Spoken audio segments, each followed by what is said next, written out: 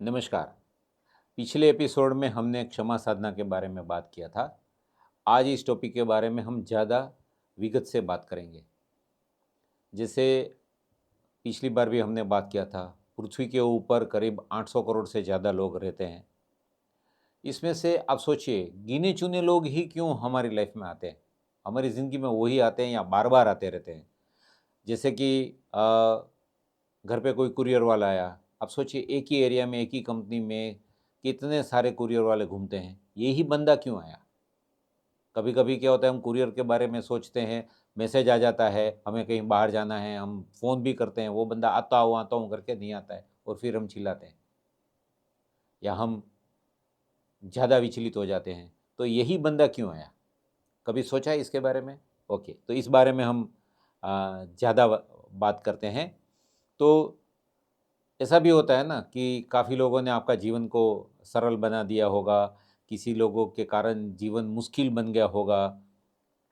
आपको ऐसा लगता है कि ऐसे जो मुश्किल जो जीवन बना देते हैं, इन लोगों ने नाक में दम कर दिया है। वो अलग बात है, इंग्लिश में इसको बोलते हैं पेन इन नेक, और हिंदी में आते-आते नाक पे आ जाता है, नाक में दम। तो हर व्यक्ति के जीवन में ऐसा कुछ न कुछ होता है, जिसको हम ये समझते हैं ऐसा क्यों होता है, राइट? आप कभी जिम में गए हैं? ना गए हों तो आपने जिम में जाके लोगों को एक्सरसाइज करते हुए देखा होगा या आपने खुद एक्सपीरियंस किया होगा। मान लो आपको डोले-सोले बनाने हैं, तो उसके लिए क्या करेंगे? हम डंबल्स लेंगे ना। तो जैसे फॉर एग्जांपल डंबल्स लिया, तो एक साथ तो 5-6 किलो का उठा नहीं पाएंगे। तो जब मसल्स डेवलप करना है तो हम क्या करेंगे? 1 किलो का लाते हैं, या आपका जिम का जो इंस्ट्रक्टर होगा, प्रशिक्षक होगा, वो आपको 1 किलो वाला डंबल्स देगा। शुरू शुरू में वो दर्द करेगा क्योंकि हमें आदत नहीं है। वो ऊ आ आउच जैसी थोड़ी सिचुएशन आएगी, तो हम रेगुलर प्रैक्टिस करेंगे तो क्या होगा, धीरे धीरे ये हल्का होने लगेगा, राइट? 1 किलो भी लगता है आसान है क्योंकि थोड़े मसल्स डेवलप हो गए।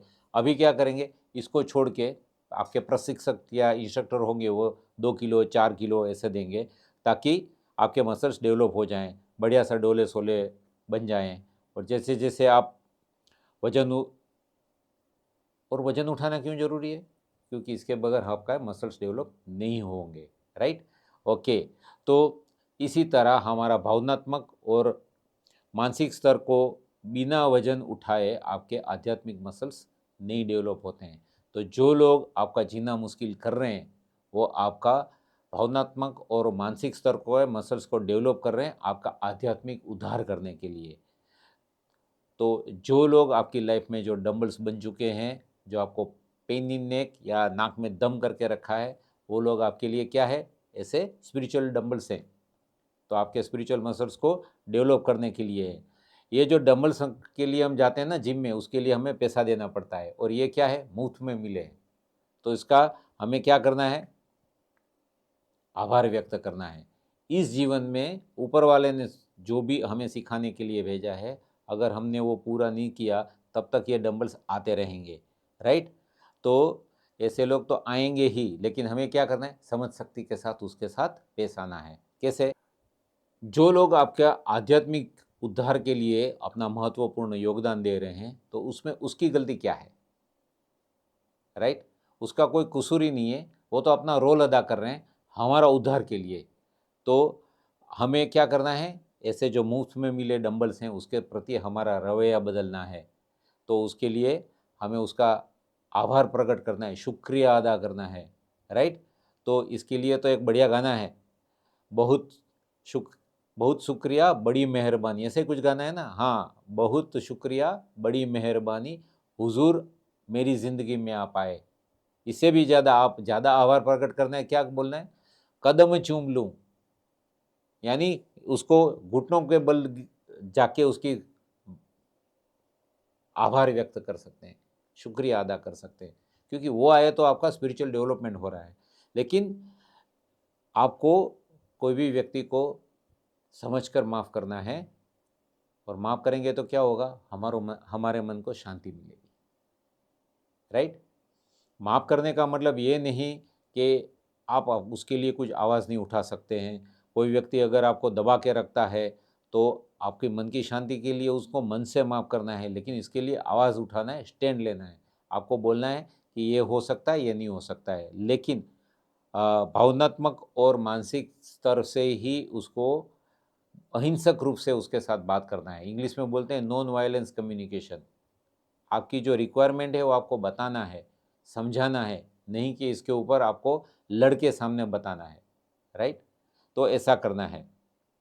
ऐसा करने का मतलब ये है कि जीवन में कभी कठोर कदम उठाने पड़े मना करने के लिए, या ये हो सकता है, ये नहीं हो सकता है, लेकिन आपका सकारात्मक भावना है कि दोनों रिलेशन अच्छे हों, सामने वाले को हानि पहुंचाना नहीं है, तो इसकी असर सामने वाले के ऊपर होती है।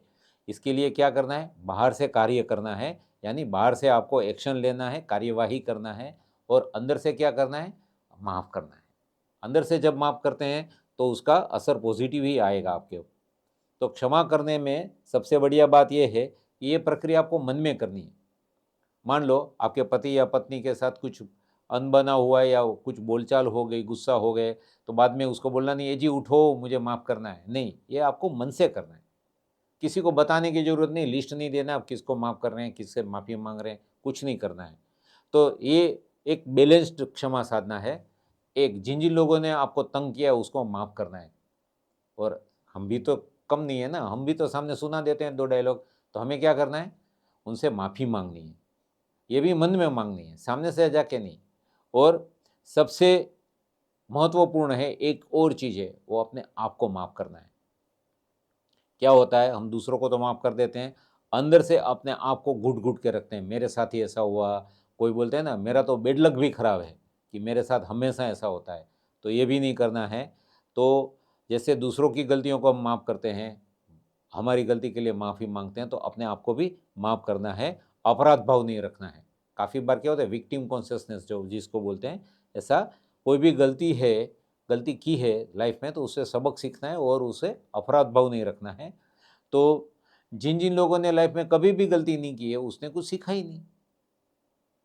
तो मैं हमेशा बोलता हूँ डोंट रिपीट द मिस्टेक, यानी एक जो पहली बार करते हैं वो गलती होती है, दोबारा करते हैं तो शायद गलती हो सकती है, तीसरी बार वो बनी बनाई हुई साजिश हो सकती है।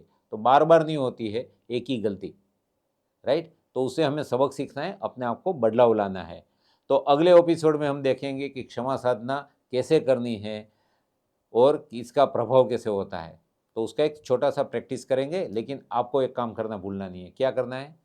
लाइक करना है और फॉलो करना नहीं भूलना है, राइट? वो नीचे सब दिया हुआ है। धन्यवाद।